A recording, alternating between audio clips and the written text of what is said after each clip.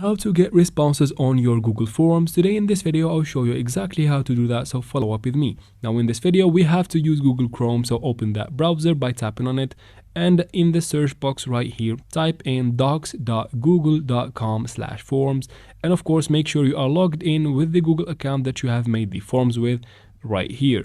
Now after that the website will load up. After that we have to go and tap in the top right corner at these three dots and tap on desktop site.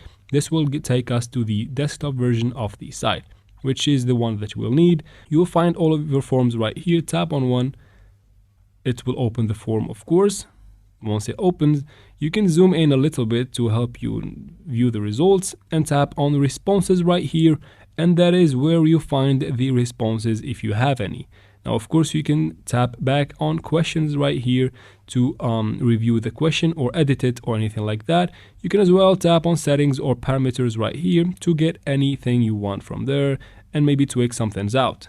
That is it for this video, guys. I hope it was useful. Please like and comment down below. Don't forget to subscribe for future videos like this one, and thank you for watching.